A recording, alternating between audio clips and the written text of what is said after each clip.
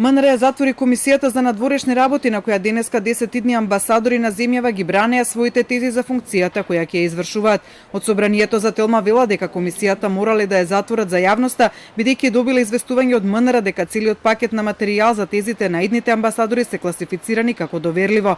Поради класифицираните информации, седницата била закажана вчера по 17 часот и 30 минути од страна на спикерот Ала Џафери, но наместо председателот на комисијата Антонио Милошовски или неговата заменичка Магдалена Манаскова и двајцата од ВМРО ДПМН, Џафери е назначил независната пратеничка Ивана Туфекџиш да ја води седницата. Објаснувањето е дека Милошовски и Манаскова немаат безбедносен сертификат, а Туфекџиш го има.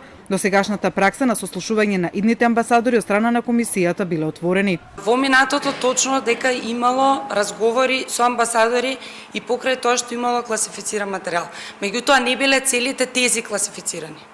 Значи, имало делови на класификација и во моментот ако треба да му поставите прашање што се однесува на класифицираниот материјал, седницата се затвора. Меѓутоа овдека беше јас колку што сум информирана од председателот на собрание, друг случај и натаму ве упатувам кон Министерството за надворешни работи. Од МНР попладнево соопштија дека случувањето на јавноста од седницата на комисијата не било одлука ниту намера на Министерството, но отиво техничката операционализација тезите биле доставени како доверливи, како што биле третирани во МНР. За време на презентацијата на тезите пред колегиумот во Министерството беше оценето дека одредени теми се од сензитивна природа и од тука потребата за соодветен степен на доверливост.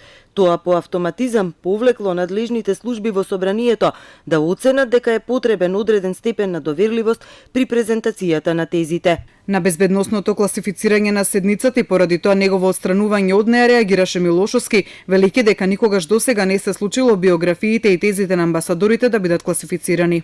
Дали со ова покажуваме дека праќаме несоодветни лица? Дали е точно дека двајца од амбасадорите не ги исполнуваат сите законски услови за да бидат упатени, или пак имаме скриена дипломатија кон традиционалните сојузници како Германија, Шпанија, Австрија, но и сите други земји. 10 идни амбасадори се Игор Џунде во меѓународна организација во Виена, Горан Стефчевски во Унгарија, Оливер Крлио во Мадрид, Никола Коле во Австрија, Абдулкадар Мемеди во Обединетите арапски емирати, Сузана Зелениковска во Словенија, Екреме Биби во Босна и Херцеговина, Рамадан Назифи во Германија, Крум Ефремов во Украина и Мира Крајачичка ко амбасадор во Шведска. Од пратеничката група на ВМРО ДПМН за затворањето на седницата се состав дека е очигледно дека парламентарното мнозинство сака нешто да се окрие од очите на јавноста.